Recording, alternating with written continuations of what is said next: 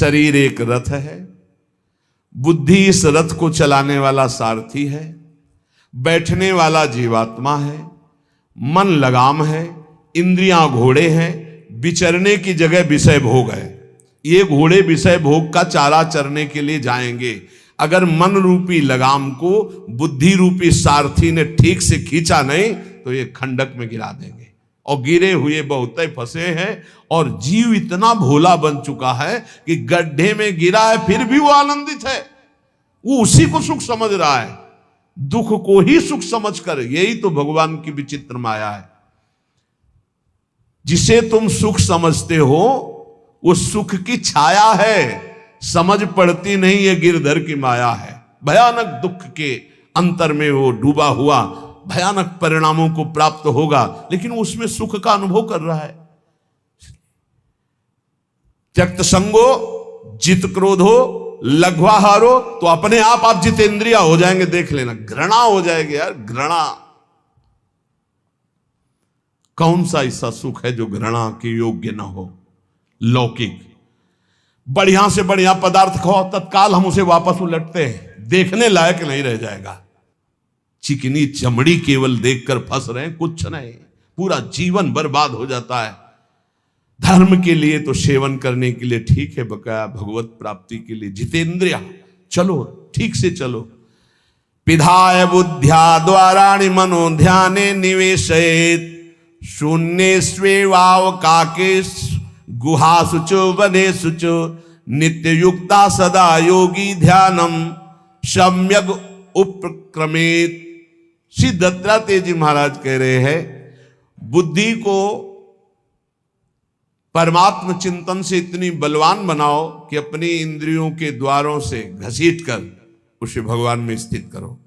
हर इंद्रिय द्वार बंद, अंतर्मुख इंद्रियों को करके परमात्म चिंतन में लग। शून्य स्वेवावकाशेषु, एकांत स्थल में कुछ देर बैठने का अभ्यास करना चाहिए। एकांत सुख मास्यताम, 24 घंटे में 48 मिनट का तो रख ही लो शांत एकांत। अपने कमरे में शयन के समय आधा पौन घंटा अगर आप निकाल पावे, बड़ा आनंद आएगा। 24 घंटे आप सेवा दिनचर्या में लगे, आधा घंटे निकाल लो या 48 मिनट शांत बैठ जाओ। बिल्कुल कोई माला नहीं, कोई क्रिया नहीं, बिल्कुल आप इस बात को देखना करके शांत बैठो। पहले बैठ जाओ।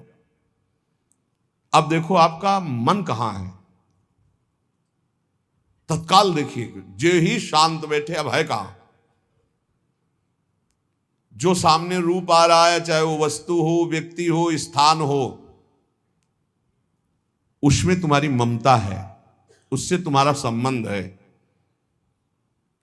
वस्तु, व्यक्ति, स्थान, प्रभु आ रहे हैं कि संसार का कोई वस्तु, व्यक्ति, स्थान आ रहा है?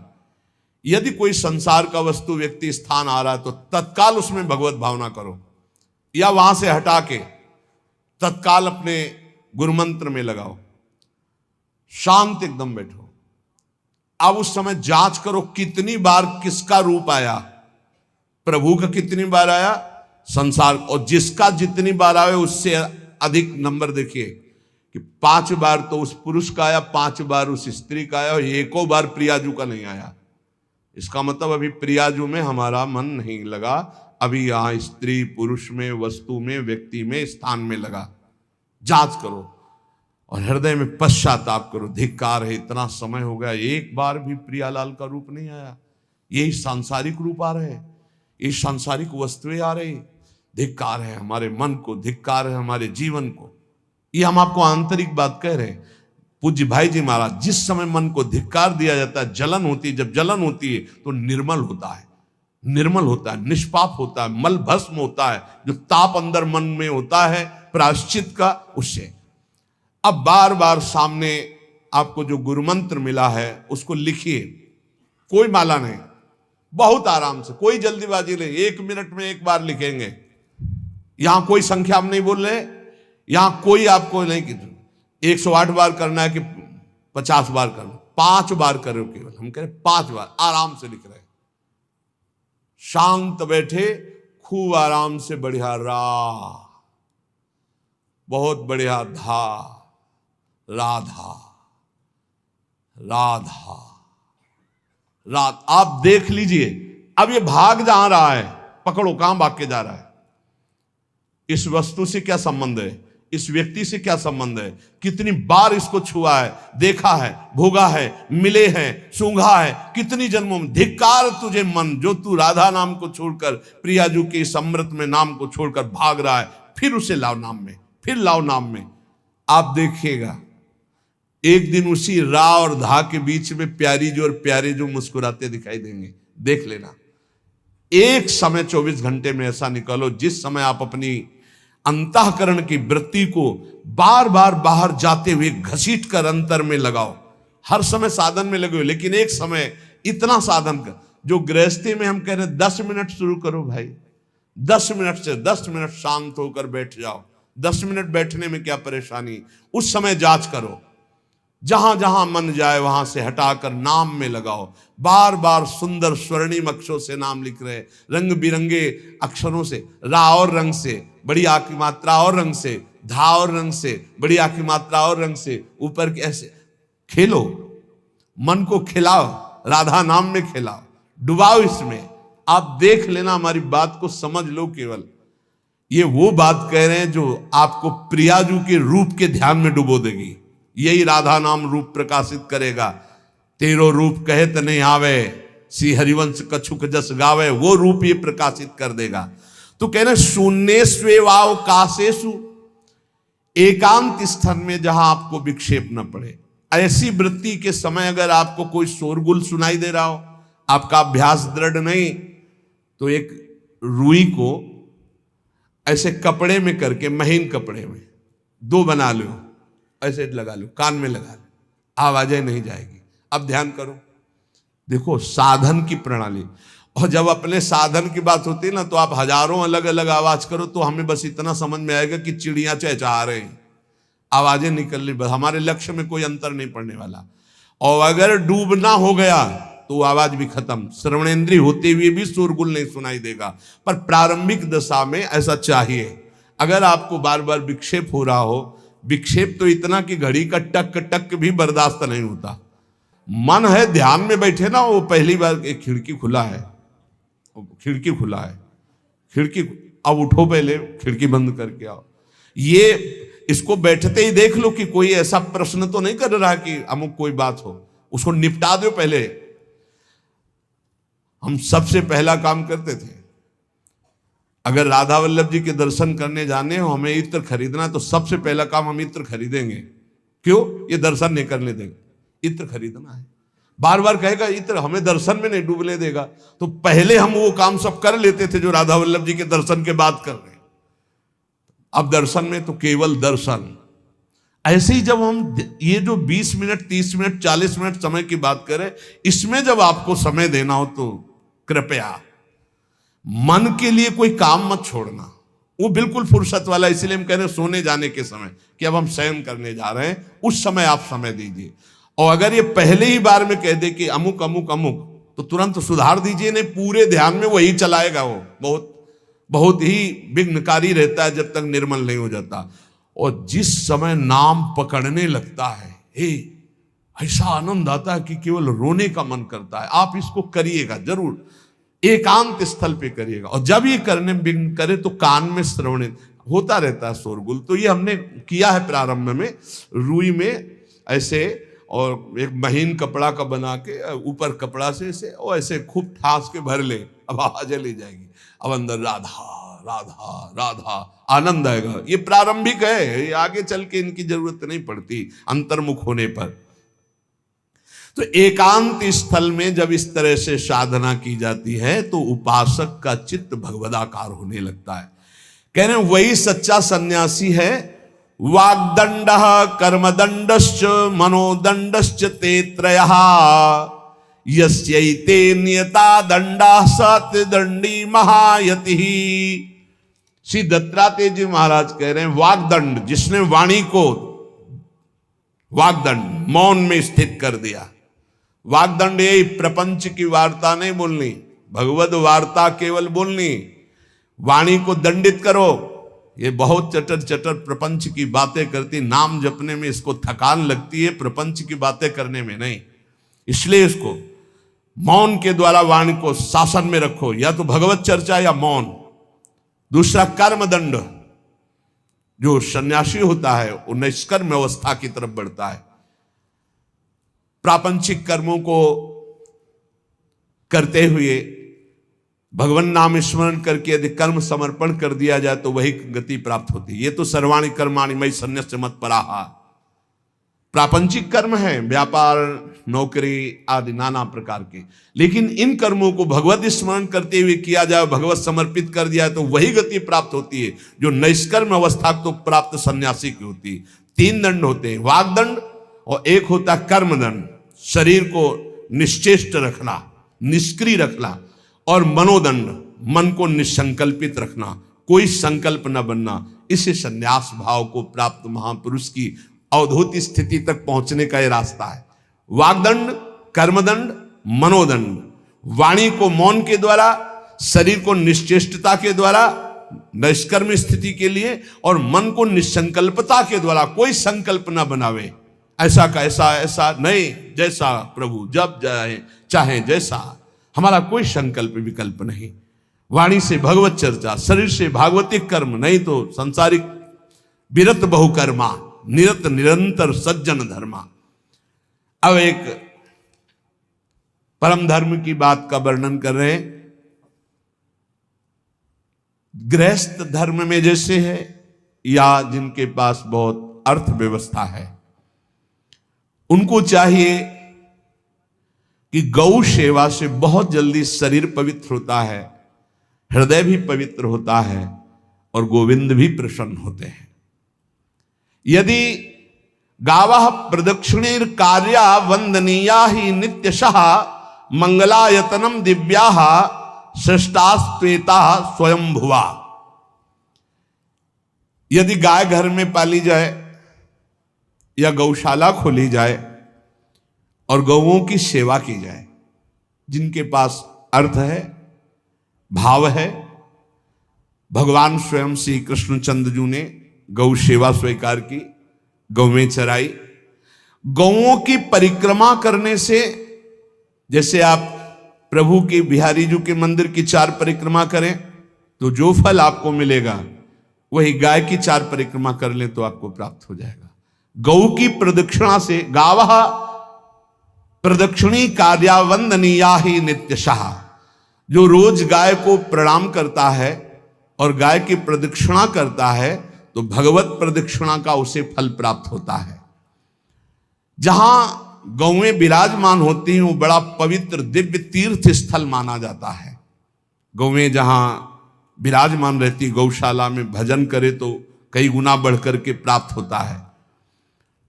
स्वयं ब्रह्मा जी ने गौओं को दिव्य गुणों से विभूषित बनाया है। अप्यागाराणि विप्राणाम देवतायतनानि च यद गोमयेन शुद्ध्यंतिम किम ब्रूमो हृदिकम ततः। गाय के गोबर से जहां लेपा जाता है, वहां जिस देवता का आवाहन करोगे वही देवता आकर विराजमान हो जाएगा। अपवित्र भूमि में भी यदि गाय के गोबर का लेप कर दिया जाए तो परम पवित्र मानी जाती है। गाय बहुत पवित्र, जहां वो बैठती है, जहां वो मूत्र त्याग करती, गोबर त्याग करती, वो स्थान तीर्थ तुल्य पवित्र माना जाता है। भगवान जब गाय के पीछे पीछे चलते तो गोरज उड़कर उनके मस्तक पर विराजमान होती, उनके मुखार बिंद पर विराजमान होती। बाल गोविंद के अनिष्टों को दूर करने के लिए गाय के पूंछ को उनके ऊपर से झाड़ा देती थी मैया। जब गुरुमंत्र वैदिक सिद्धांत से दिया गया था पहली बार, तो पंचगव्य पिलाया गया था। गोमूत्रम गोमयम क्षीरम दधि सर्पिस्तथैव च गवाम पंच पवित्राणि पुनंत सकलम जगत। कितना भी बड़ा पापी हो, अगर पंचगव्य पिलाया जाए तो वो वैदिक मंत्रों को स्वीकार करने लायक हो जाता है, पवित्र हो जाता है। पंचगव्य में 5 चीजें गाय की होती है। गाय का मूत्र, गाय का गोबर, गाय का दूध, गाय का दही और गाय का घी, ये पांचों मिलाकर पंचगव्य पिलाया गया था। पहली बार जब वैदिक मंत्र दिया गया था तो पंचगव्य बनवाया था गुरुदेव भगवान ने सन्यास, और वो पिलाया था। ये पंचगव्य पिलाने से अपवित्रता का नाश होकर पवित्रता का संचार होता है। इसलिए धन्य है उनका जीवन जो गौ सेवा परायण है भगवत भाव से, गाय में साक्षात भगवान का भाव रखकर गौ सेवा करते हैं। त्रिषिता गौर गृहे बद्धा गेहे कन्या रजस्वला देवशास्त्र सन्निर्माल्य हंति पुण्यम पुराकृतम। यदि घर में गाय बंधी है और भूखी है और प्यासी है तो तुम्हारे सारे पुण्य नष्ट हो जाएंगे। अगर घर में रजस्वला कन्या बहुत काल तक है और उसका विवाह आप नहीं कर रहे हैं तो आपके सारे सुकृत नष्ट हो जाएंगे। यदि घर में ठाकुर जी विराजमान है, कर का पहनाया हुआ माला सुबह तुमने देख लिया तो तुम्हारे सारे पुण्य नष्ट हो जाएंगे, क्योंकि शयन कराते समय तुमने उतारा नहीं, अर्थात तुम सेवा में प्रमाद करते हो। तो देवतास्त्र सन्निर्माल्य हंति पुण्यम पुराकृतम। जैसे सुबह श्रृंगार किया तो रात्रि के शयन के समय वो हटा लेने चाहिए माले। जब हम शयन कराते हैं तो भले पुष्प शैया पे शयन कराएं पर माला नहीं धारण कराएं। श्रृंगार का माला अगर दूसरे दिन दर्शन किए क्यों पहने ठाकुर जी तो तुम्हारे सुकृत नष्ट हो जाएंगे। गाय बंदी हो घर में, वो प्यासी है और भूखी है, तुम्हारे सुकृत नष्ट हो जाएंगे। त्रिषिता गौर गृहे बद्धा, क्योंकि तुम्हारे पास है, सेवा करना चाहिए। यो वै गाम प्रतिसिद्धेन तो चरंतिम च स्वतरणम नरहा तस्य पूर्वे च पितरा कंपन्ते पतनोन्मुखा। यदि गाय हरी हरी घास चर रही कहीं और तुमने डंडा ऊपर प्रहार किया और लाठी मारी तो तुम्हारे पितर खोपड़ी के बल नरक जाने के लिए तैयार हो गए, ये लिखा है। चरंतिम स्वम तृणम नरः तो तस्य पूर्वे च पितरा कंपन्ते पतनोन्मुखा। इसीलिए क्या भारत से कहीं किसी की तुलना हो सकती है जहां गौ को माता की पदवी दी गई, जहां गौ को हम आराध्य देव के रूप में मानते हैं, आराधना करते हैं। गौ रक्षा, गौ सेवा, ये बहुत बड़ा इसमें छुपा हुआ है। स्वयं भगवान अवतरित होकर गौ रक्षा, जब गाय के रूप में पृथ्वी रमाती तो भगवान का अवतार हुआ है।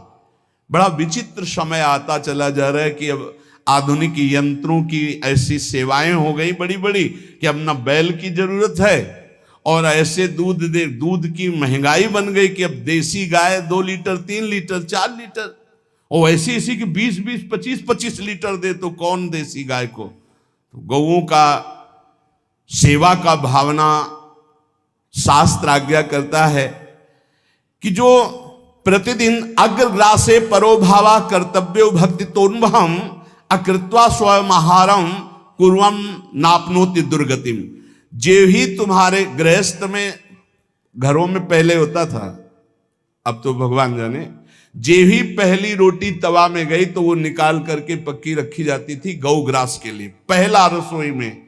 तो इसमें लिखा प्रतिदिन स्वभोजनम, पहले स्वयं भोजन न करके गाय के लिए ग्रास निकालना चाहिए। तो जिनके पास अर्थव्यवस्था जो गृहस्थ धर्म में है या जिनके पास अर्थ है, कुछ रोज 1 रुपया निकालो।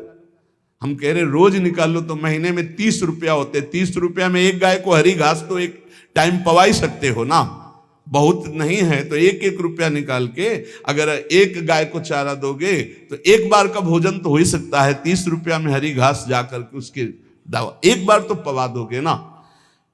अग्रग्रासे परोभावा कर्तव्य भक्ति तोन्वहम, भक्ति पूर्वक गाय को 1 ग्रास भोजन में 1 रोटी तो निकालना चाहिए गाय के लिए, ऐसा शास्त्र आज्ञा कहता है।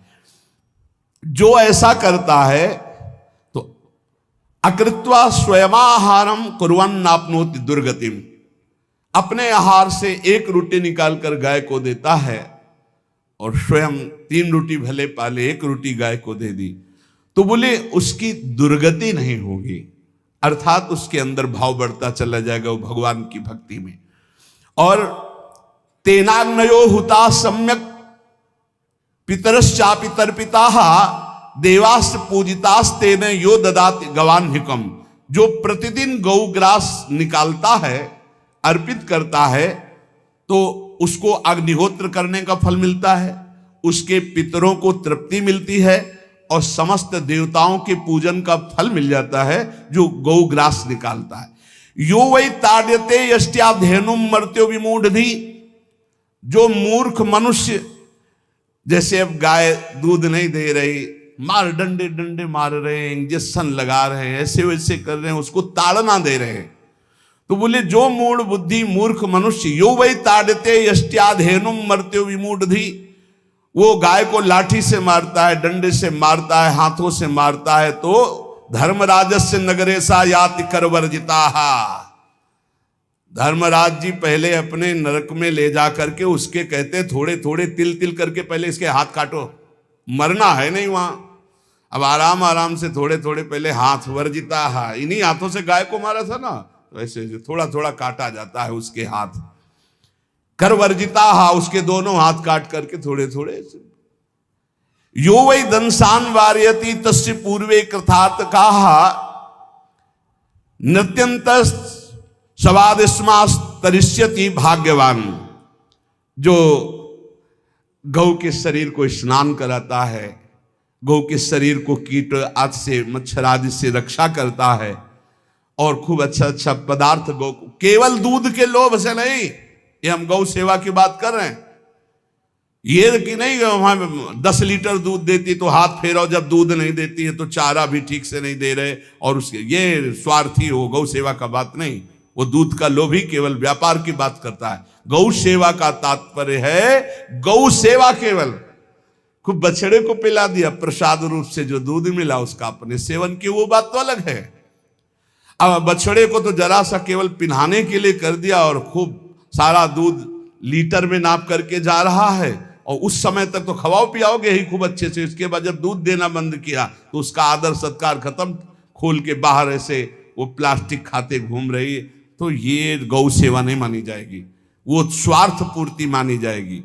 जो सदैव गौ सेवा करता है, उसके डांस मच्छर हटाता है, स्नान कराता है, पीठ में हाथ फेरता है, उसके पूर्वज जो पितर होते हैं वो नाच पड़ते हैं, उनका मंगल होना शुरू हो जाता है कि हमारे वंश में गौ सेवक पैदा हुआ, बड़ा भाग्यवान है, और वो गौ के द्वारा हमें तार देगा, ऐसा भाव। गौ सेवा हमारे सनातन धर्म में बहुत बड़ा स्थान गौ सेवा का है। पर एक बात ध्यान रखें, इन सब सेवा का फल है भगवान के चिंतन में निरंतर वृत्ति डूब जाए, हमारी एक एक वृत्ति एक एक क्षण भगवान के चिंतन में डूब जाए।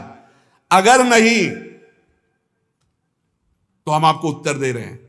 कल प्रश्न हुआ था कि क्या गौ सेवा के बिना मुक्ति मिल सकती है? क्या महाराज नृग जैसा कोई गौ सेवक हुआ है दानी? भागवत में पढ़ लेना, करोड़ करोड़ गायों को, करोड़ों गौशालाएं थी, एक दो नहीं, इसलिए कह रहे हैं करोड़ों शब्द कि आप उसको कहीं ज्यादा ना समझें। पृथ्वी के कोई भूमि के कण गिन सकता है, बारिश की बूंदे गिन सकता है, लेकिन महाराज नृग की गौएं जितनी दान की गई वो गिनी नहीं जा सकती थी, ऐसा वर्णन आता है। अरबों अरबुद गौओं की सब स्वर्ण से अभिषिक्त करके ब्राह्मणों को दान करना, इतने बड़े गौ सेवक, इतने बड़े दान करने वाले, एक चूक हो गई, ना दान लेने वाले तपस्वी ब्राह्मण की गाय किसी अन्य ब्राह्मण को दान कर दी, और वो ब्राह्मण ने जब गाय देखी बोली मेरी गाय चुरा ली, बोले महाराज नृग ने दी। महाराज नृग से कहा मेरी गाय है, तो उनका गौशाला में आ गई होगी, आपको 10,000 गौएं देते हैं, आप अपनी गाय। बोले मैं प्रतिग्रह नहीं लेता। जिसने दान लिया था उसने कहा गाय यही लेके जाऊंगा, तो उनका आप गाय छोड़ दीजिए, आपको 10,000 गाय देते। बोले नहीं लूंगा।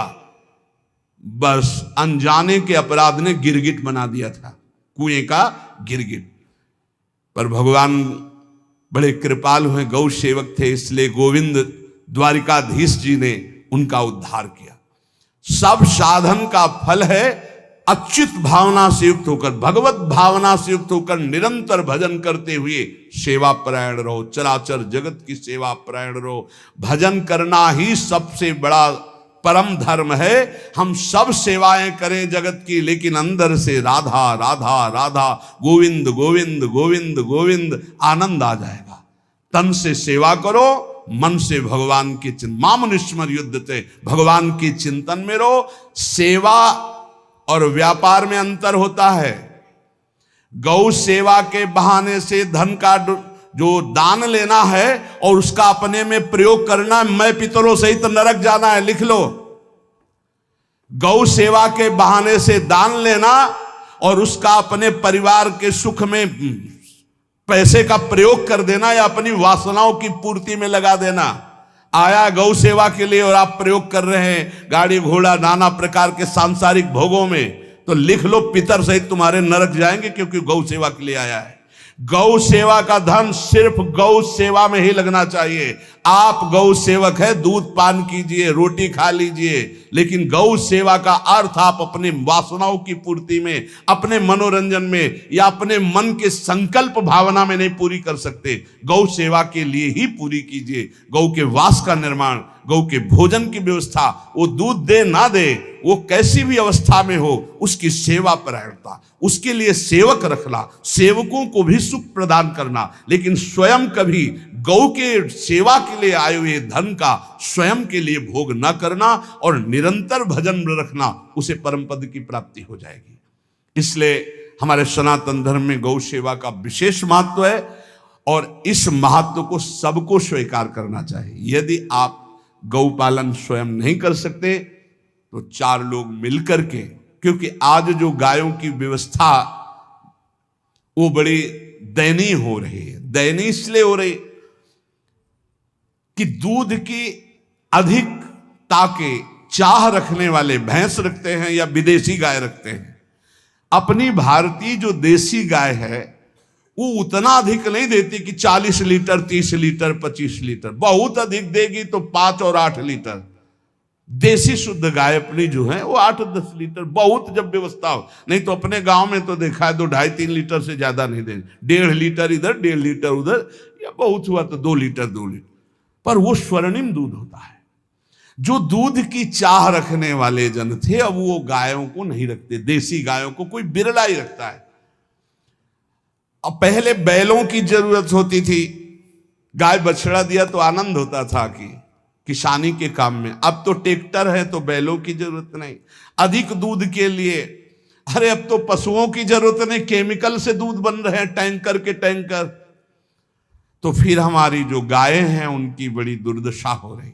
तो हमें चाहिए कि जो गृहस्थ जन हैं, धनी मानी जन हैं, या जिनके पास शरीर व्यवस्था, बौद्धिक स्तर सेवा परायण, अर्थव्यवस्था, वो थोड़ा 4 गाय की व्यवस्था करके उनकी सेवा करें, क्योंकि हमारे सनातन धर्म का स्वरूप है जहां मां पदवी दी गई है गांव को, गौ माता कहा गया है।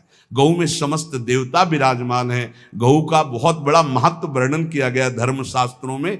यहाँ तक कि जब कोई ऋषि नाराज होता था तो आगे गाय करके जाया जाता था तो क्षमा हो जाती थी। गाय को देखते ही वो क्षमा कर देते थे। बहुत महिमा वर्णन की गई है गौ की। इसलिए जिसको भी अगर नहीं अर्थव्यवस्था है तो एक रोटी तो निकाल सकते हो ना। तुम्हारी रसोई में रोटी बने तो पहली रोटी निकाल लो और आसपास जहां गाय बंधी हो तो उसको दे आओ जाकर, तो कम से कम धर्म का पालन हो जाएगा, गौ सेवा बन जाएगी। तो गौ सेवा, चराचर जगत की सेवा, भगवत सेवा, सबका फल है। फिर प्रारंभ में आ जाइए स्मृति। योगी हो तो चित्त की वृत्ति का निरोध करके परमात्माकार, ज्ञानी है तो चित्त वृत्ति का लय करके स्वरूप स्थित, भक्त है तो एक एक वृत्ति सावई मनः कृष्ण पदार विंदयो। भगवान के चरण में, भगवान के नाम में, भगवान के रूप में, भगवान की लीलाओं में। स्मृति अगर नहीं तो सब साधन अधूरा, और स्मृति तो हर साधन पूरा। इसलिए एक बार कमर कस लो, चाहे जगत की सेवा करो, चाहे जिस कार्य में लगे हो, तुम्हारी स्मृति प्रभु में लगी हो। स्मृति के बिना हम जीवन का कोई महत्व नहीं समझते। स्मृति विहीन जीवन सब व्यर्थ। इसीलिए उन परमहंसों के चरणों में स्वयं भगवान चरण रज लेने के लिए पीछे डोलते हैं, जो निरपेक्षम मुनिम शांतम निर्वैरम समदर्शनम अनुब्रजाम्यहम नित्यम पुयत्यंगुरेण भी। ना कोई प्रतिज्ञा, ना कोई चाह, ना कोई इच्छा, निरंतर भगवदाकार वृत्ति, निरपेक्षम मननशील, द्वंद्व विमुक्ता, जो शांत हैं, जो किसी से वैर नहीं रखते, भगवदाकार वृत्ति, उसी मार्ग के आप पथिक हैं।